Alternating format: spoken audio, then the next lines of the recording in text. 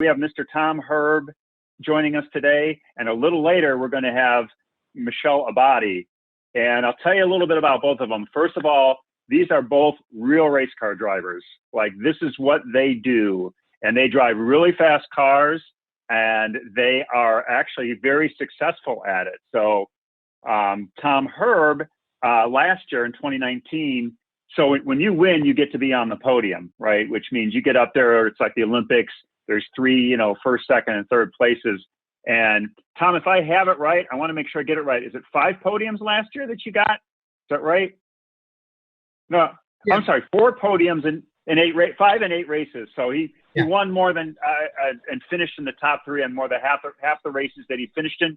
He was also number 2 in the Trans Am circuit for his division in points for the country. So Tom's a serious racer. He's super excited to be with you guys today. We'll introduce Michele when Michele joins us a little bit later. But Tom, thank you so much for joining us.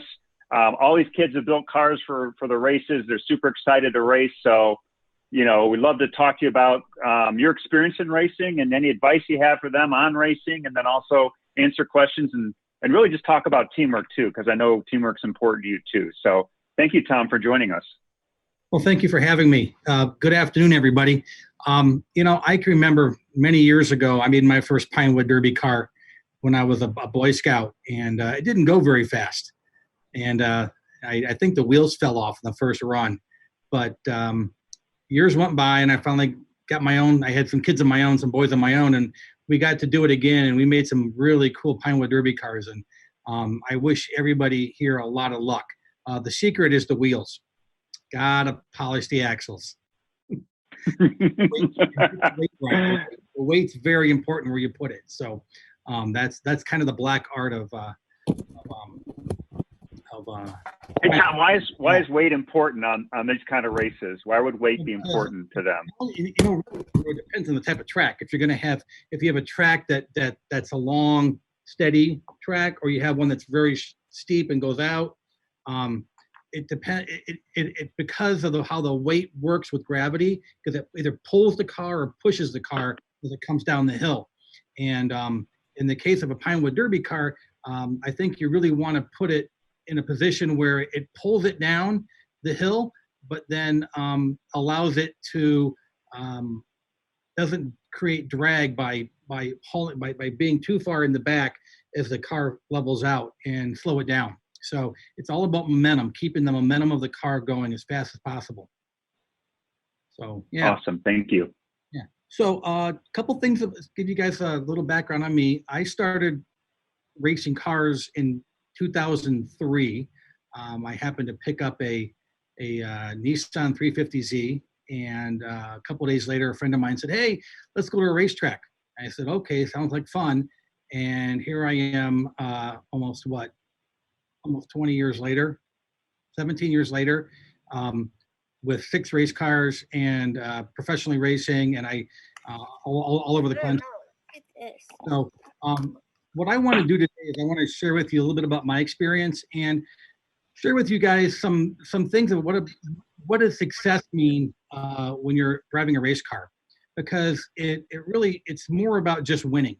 Winning is great. Standing on the podium after a large battle at a racetrack, after an hour of driving really hard and battling all kinds of cars and winning and taking the checkered flag is an absolutely amazing feeling. But that's not all there is. There's so much more to getting there than just driving. You have a whole team in place. So I'm going to share my screen with you guys. Give me a second. I'm going to walk through some things with you. And if anytime anyone has a question, feel free to unmute yourself and ask me a question. I'll be happy to do my best to answer it for you.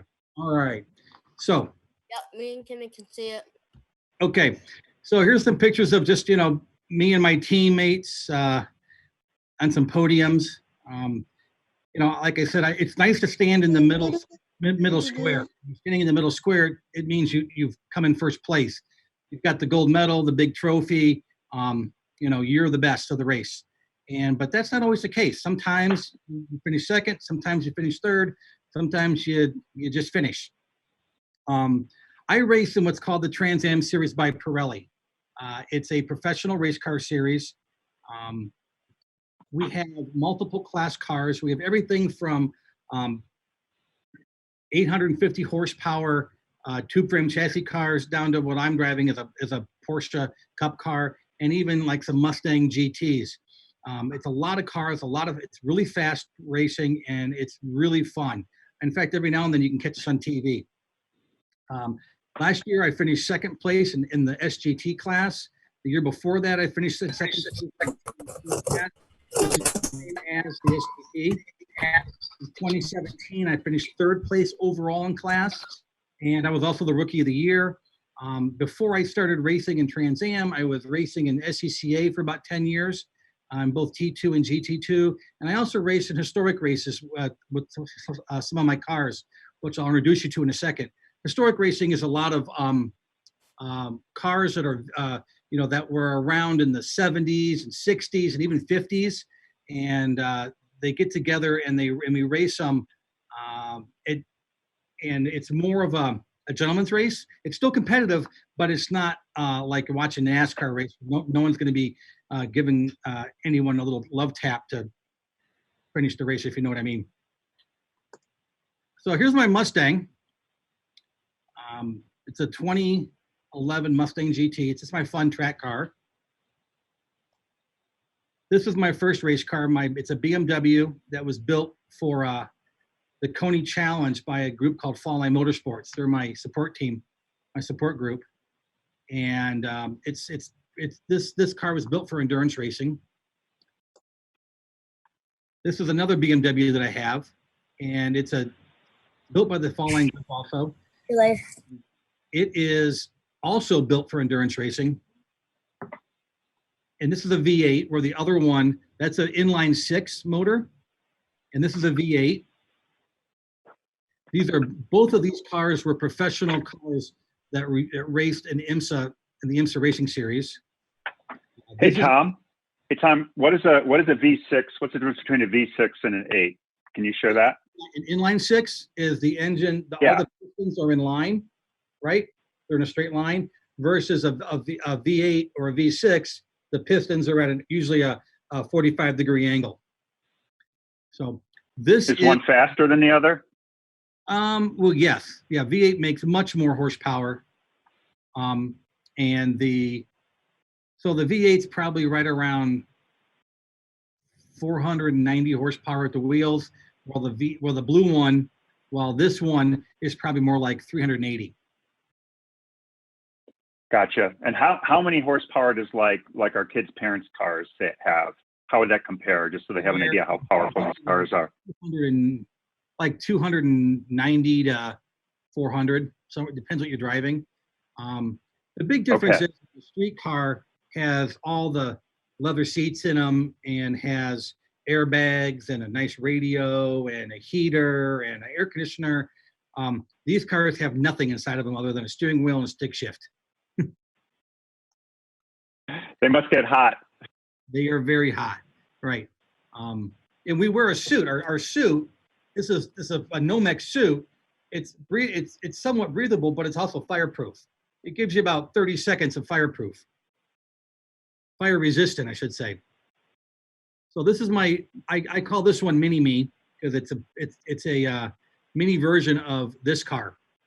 This is my Porsche Cup car, which I drive in Trans Am, and this car is my favorite car to drive. But my ultimate car is this one.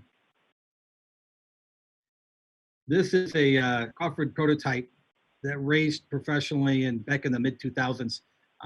And like it went to Daytona 24 hours. It's raced all over the country. It is an absolute beast of a car. It's a lot of fun to drive. Does anybody have any questions about the cars before I move on?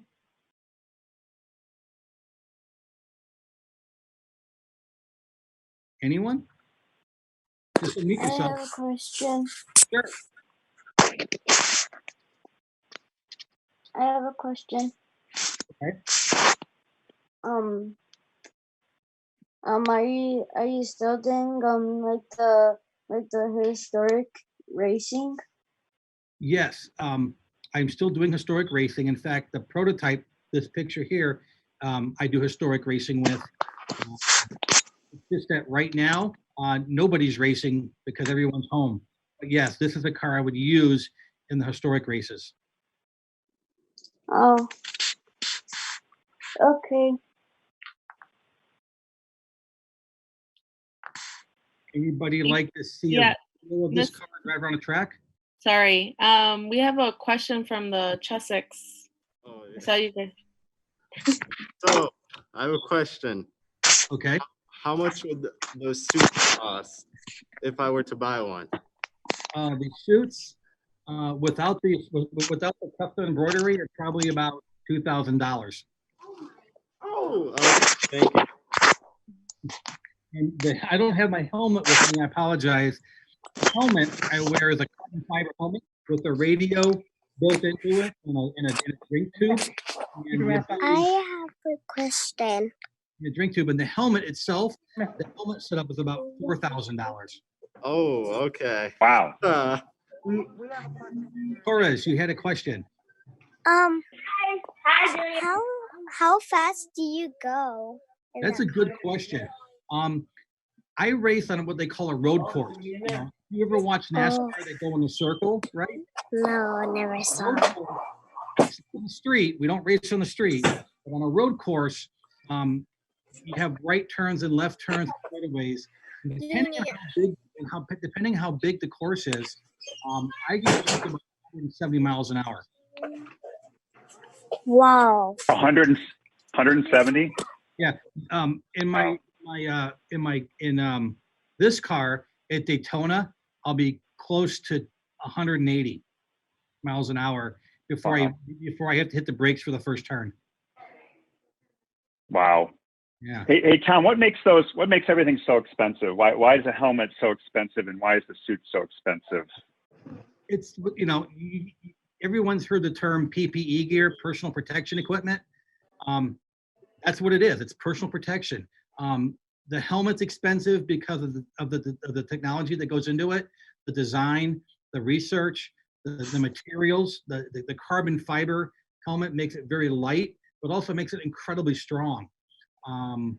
The Hans device, which you wear, it's required so your head, when you hit something, your head doesn't snap forward and break your neck. That's expensive because once again, it's a lot of technology goes into it. Same with the race suits. The race suits, the lightweight materials that go into it are very expensive material to produce. And they produce them in limited quantities. It's not like they're producing, 1 million of these things a year. They're probably producing maybe, 10,000 of them. So I know. So we had a Team Jupiter. Yeah, go ahead. I have a question. Sure. Have you ever had a crash? Yes, I've had a couple of them. In fact, this car last year, I crashed so bad that I had to get a new one. What is it? I forgot what those are. What? The bin? Oh, wow. Hey, were you okay, Tom? Were you okay after that crash? Were you okay? And it rang my bell pretty good. I made a mistake. And I couldn't recover from it because it happened like that. And the car got away from me, and I hit a wall and destroyed the car, and it rang my bell pretty good. But I got back in the car. The next day, another car I had in a different class, and finished the weekend. I had to crash myself on the wall too. Yeah. It wasn't a very good one. Oh no.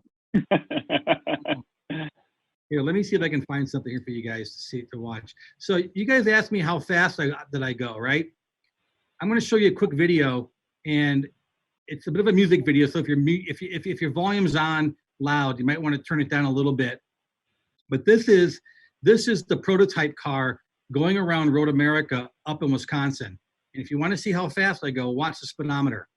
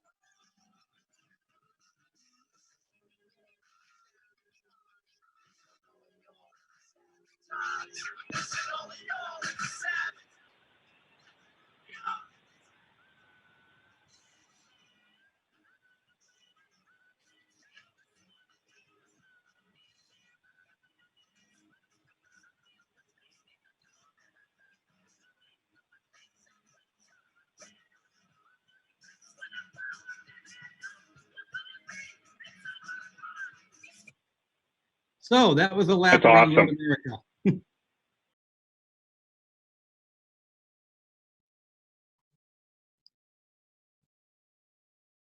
That looked like a real life Mario Kart with all the turns. Road America has 14 turns. Baby Wow. Do you like to do Any questions? So did everybody see how fast that car was going? Scary. Yeah. Scary. It was going up to about like 170 miles. Yeah, the speedometer stopped at 170. Wow. Do you have other cars that go faster than that? Well, that car typically is the fastest car I have. That car is capable of pretty impressive speeds. The Porsche I have, the Porsche Cup car, can get is pretty quick. You know, speed's a factor of horsepower and torque, and the bigger your engine is, typically the faster the car goes. But it also depends on the weight. So while my Porsche Cup car is about 3,200 pounds with about 430 horsepower, the prototype is 1,200 pounds with 1,000 horsepower. So the power to weight is pretty impressive. Yeah, that's awesome. Yeah. So can I get the screen share back, Yep. please? Yes. Hold on. Sorry. All right. And Melly, yeah, that was one of my that was cool. All right, here we go. Nope, not yet. You should be able to now. That was cool and scary at the same time. Yeah, that car requires a lot of focus. This one here. Yeah. So I just thought I'd share a few tips with you guys. And this is kind of an open discussion to have with you, but I want to share a few things with you. You know, to be a successful race car driver, it's one thing to go out and just drive fast, right? But you have to define what does success mean to you. And I asked myself many years ago, what would it take to be successful when I drive, when I race? You know, number one, is there a desire to win, an inner desire to win? Do I just like the thrill of competition with other cars on the track? Do I want to have fun? Is there some other reason that's pushing me to race? You know, or is it a combination of all of them? And it doesn't matter what you're doing, whether you're racing a car or if you want to ride you're riding horses, or you're in business. You got to have an inner discussion with yourself of what does success look like to you? And for me, it's kind of all of the above. I have a desire to win. I love the thrill of competition. I love being on the track with other cars. And when I'm with my racing family, my crew chief and my engineer and my other team drivers, we have a lot of fun. We really enjoy each other's company. The second thing is you've got to surround yourself, no matter what you're doing in life, but importantly, when you're in a program like racing where things can go wrong quickly and bad things can happen when they go wrong, you want to make sure you surround yourself with the best possible people that you can. So when I started racing, I took the time to find a team that would not only build the cars, but also maintain them in such a way that I could trust them with my life. Think about that for a second. I'm getting into a car, I'm basically strapping a car onto my body, right? I get in the seat and I put the belts on and I buckle in. And I got to know that the mechanics, the engineers, and everybody who's worked on my car has my best interest at heart. Like, they want to win as bad as I do. They want to win for me. They want to give me the best piece of equipment, the best car possible, so I can go out and drive it and win.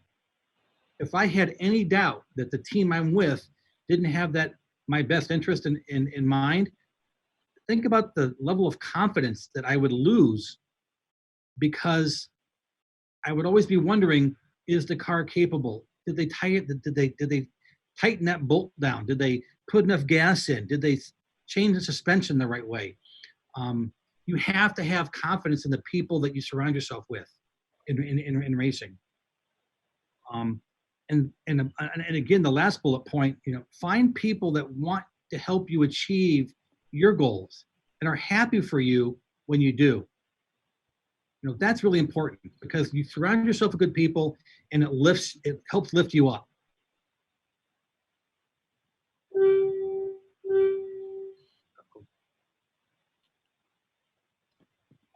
You got to be committed. In racing, it's not just show up and go out and drive a car. There's a whole process that I go through. You got to set your goals for each race. I have a race coming up next week, not this weekend, but next weekend. And I have to, for example, get my car ready. I have to make sure all my gear is ready, my suit and all my helmet and everything is ready. I have to practice on my simulator to make sure I understand the track. We've got to organize all the gear to get the trucks and everything to get down to the racetrack. So we set these little goals for success. Now the little goals make bigger goals, which is winning a championship. To be committed, you got to practice something. It doesn't matter if it's the piano or if it's racing or if you're playing a game on Xbox. You got to practice. You can't be good at it when you don't practice. And I don't know if you guys have ever heard this, but there's an old saying that it takes 10,000 hours to become an expert at something. If I did nothing but drive a car for like 6 hours a day, every day, it would take me almost 5 years to be an expert. I've been doing this for close to 20, and I can tell you I'm not an expert. I put a lot of time in. Racing a car is a hard thing because it's never the same thing twice. You never get the same lap twice. You never get the same situation twice. You have to be able to adapt. Being committed means sacrificing. What I mean by sacrificing, I mean like you need to choose, do I want to go hang out with my friends or do I want to practice on my simulator? Do I want to go camping this weekend or go to the race? You have to choose what helps you become successful. Choose your goals on that roadmap to being successful. And finally, you got to prioritize. So like I said, in the sacrificing, it's prioritizing, do I want to play Xbox or do I want to practice my simulator so I know what's going on when I get to the racetrack? Make sense? And this is an important one. This is not everybody can be coached. I mean, to be successful, you've got to embrace a willingness to be coached. You have to be able to take criticism constructively. And what that means is that you listen to somebody who has more experience than you, and you listen to them and you process it without getting angry, without becoming defensive. So for example, when I'm at a professional race weekend, I have an engineer the engineer is the guy who sets the car up, looks at all the data, and makes changes to the suspension of the engine to make the car go faster for my driving style. And I have a coach. And the coach is usually a professional driver, well above my level. Somebody who's, won Daytona 24 several times, someone who's been doing it his whole life. And I have to listen to these guys. And when I listen to them, it makes me a better driver. We go through data review and we look at charts and we look at graphs, and we're able to tell by the tenths of seconds. I'm chasing tenths of seconds around a track to make me a better driver. If you think that's hard, imagine driving down the road at 150 miles an hour and your coach says, Tom, I need you to brake 50 feet more later. Right? I'm doing 150 miles an hour and I have to figure out how to brake to go 50 feet more before I touch the brake. That's less than a blink of an eye. If you think about it. And then, the mechanics, the mechanics, they provide valuable feedback too. And to be successful, you have to communicate. It doesn't matter if you're a race car driver or if you're playing soccer or baseball or football or whatever, you have to be able to clearly communicate what's happening to the people in charge. So in my case, the person in charge is, again, my engineer. When I'm in the car and something's going wrong, I have to clearly and quickly communicate with him. I cannot mince my words. I have to explain to him that what is happening, and then he can think of it, and then he can diagnose it from what I tell him.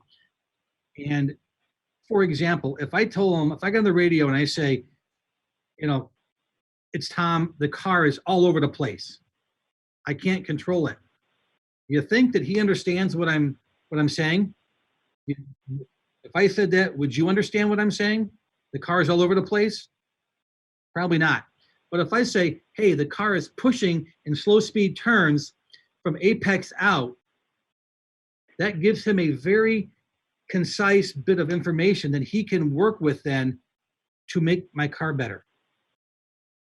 The other thing is the ability, so communication is a two-way street. You can listen and you can talk. And sometimes the most important thing is being a good listener, listening to what someone tells you and processing it. So when I listen to my coach and he says, Tom, this is how you take a turn. This is how you do this or how you do that. That's really important for me to be able to do that, to process what I'm hearing. Hey, Tom. Yeah. Sorry, I'm going to try to take host without taking your screen share off to try to see if I could get Michele on. Sure. Just so you know.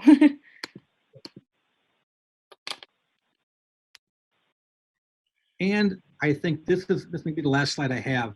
To be successful in life, as in racing, you've got to be able to adapt and overcome obstacles. As Drew and Jennifer know, I was a Boy Scout for many years, and I led Boy Scouts for many years as an adult. And this is, to me, is one of the biggest things I teach the boys, and it's also a life lesson, is that things don't always go your way, and you've got to be able to adapt to them and adapt to them. And how you react, your reaction will help dictate how successful you are. If something doesn't go right and you throw your hands up and you stomp your feet and you get all upset, that doesn't go well, especially in a race car. You need to be able to quickly adapt. And for example, one of the things that don't always go our way is rain on a race day. Racing in the rain is one of the most amazing experiences that I've ever had. Being successful racing in the rain is an amazing experience. But I can tell you, it's also one of the most frightening experiences I've ever experienced. It took a long time for me to build up the confidence to be able to race competently in the rain. And that is truly adapt and overcome a situation. The other things that can go wrong, a flat tire or a mechanical issue, or you spin, or a car in front of you spins, and it costs you positions.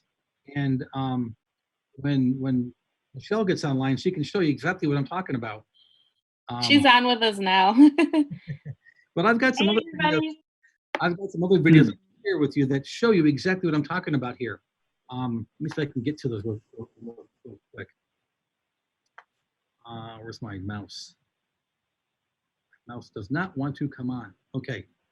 So I want to show you guys a video of what happens when something goes wrong. So, oops, hang on. Can you guys see this, the video? I think I got to change it. Yeah, we still have your PowerPoint. Yeah, give me a second here. Okay. That's the video? Yeah, now we got it. Okay, so this is the start of a race. This is the very first, and we're about to take the green flag at Virginia. And I want you to watch the car in front of me. And this is about reacting quickly to an adverse situation.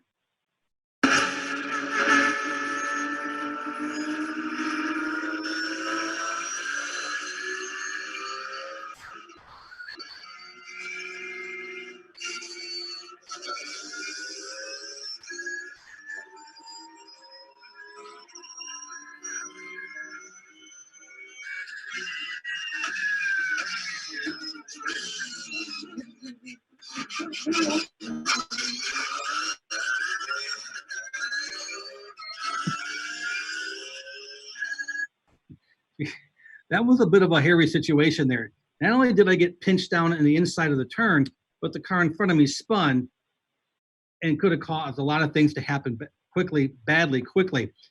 Fortunately, nobody hit him. He got away unscathed, and I ended up winning the race. So it was a good situation. Another situation that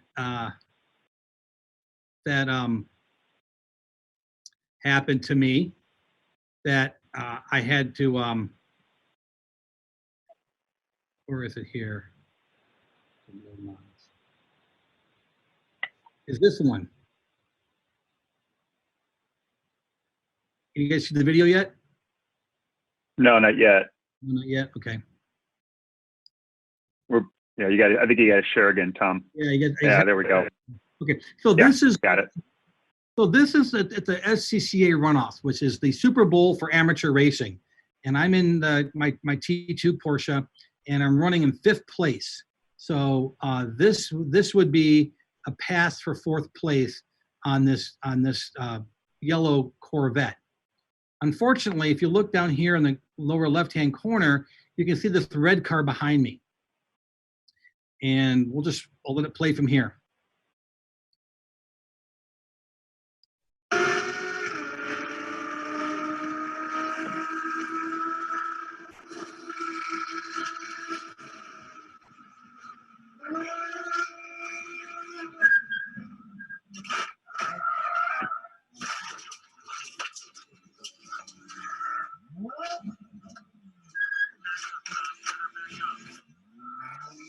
Ouch. Yeah, that was a painful one.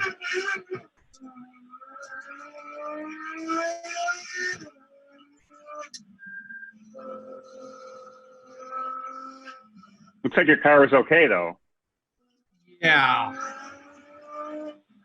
Yeah, the whole back bumper was ripped off, so it was hanging out, flapping in the wind like an air brake for me.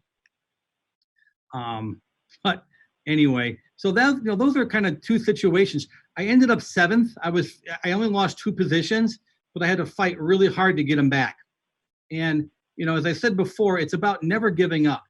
It's about it's about perseverance and never giving up.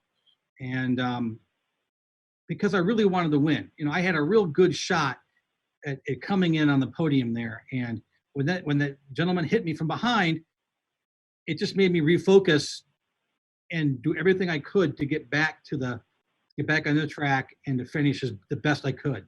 So with that, does anyone have any questions for me? Yeah, so really quick, because they've been chatting a little bit, just putting questions in the chat. I'm gonna put them, I guess, kind of into one big question. Most of them have been about how old were you when you found your passion for racing, and did you go to school for racing? Yeah, so couple things. I've always liked cars. In fact, my younger brother wasn't raced in Indianapolis twice, so he's got 2 Indianapolis 500 rings. But I didn't. I was 43. I was 43 when I started, and no, sorry, 30. Sorry, 43. No, I was 30. Sorry, 38 when I started racing, and it came to me later in life. I have 4 children. They're all either seniors in high school or they're in college or out of college, and it just became a passion. I just always liked cars, and it slowly built. I didn't just one day just wake up and decide, let's go race car driving. It built, and bought a sports car, and then I went to some things they call them driver education days. I found like the Porsche Club, the Mustang Club, and what those clubs do is they rent out racetracks, and they allow you to come out and run around the racetrack and hopefully get better at your craft. And eventually, you get to a point where you either enjoy what you're doing at this level or you want to go up to the next level. And I just kept wanting to go to the next level. I also know my limitations too. Awesome. And then the other one was, is there like a huge cost to your cars when you crash? Yeah, that's the bad side about things. Racing is not cheap. If you want to get into racing, you need a couple things. One is you need a big checkbook. You need to do very well in school. You need to do very well in business and very well in life to be able to afford racing. Or you get some good sponsors. You go out there and you hustle and you meet people who are in the racing community, the racing industry, and you get sponsors. And I'm sure Michelle can tell you all about that because she's great at getting sponsors. By a show of hands, how many have seen Ricky Bobby, Talladega Nights? Anybody? Yeah. The only thing missing in my Cougar, the only thing missing in my car is the Cougar because I am my sponsor. I wish I could find a sponsor, but it's just me, and so don't want to wreck. Wrecking is good. I mean, it could be a couple $100 to tens of thousands of dollars to replace a car. I have a question. Yes. Does it hurt the next day, like on your neck, from a car behind? Hold on. Team Jupiter, is he able to get closer? If someone can get closer to the camera? Does it hurt when he gets hit from the car from behind, and then the next day does it like hurt his neck? So the question is, does it hurt when I get hit from behind in the car? Yeah. Not really. It's more of a you get angry, like you can't believe someone just did that. Like, oh my God, I can't believe someone did that. you can get really hurt driving race cars. Modern race cars are very safe. The technology is very safe, but you can still get hurt. It's a big risk. Okay. Awesome. And then we do have another question. I guess we could ask you and Michelle. It says, how many races are there in a year? Wow. So I could race every weekend throughout the whole year, and I wish I could race. I know Michelle would probably agree with me. If we could race every day of the week, we would. But like with Trans Am, there's 11 races in the season, so 11 weekends. SPCA, there might be 6 weekends a year we could go to. So it's not every weekend, but it's probably every third weekend from like March to October.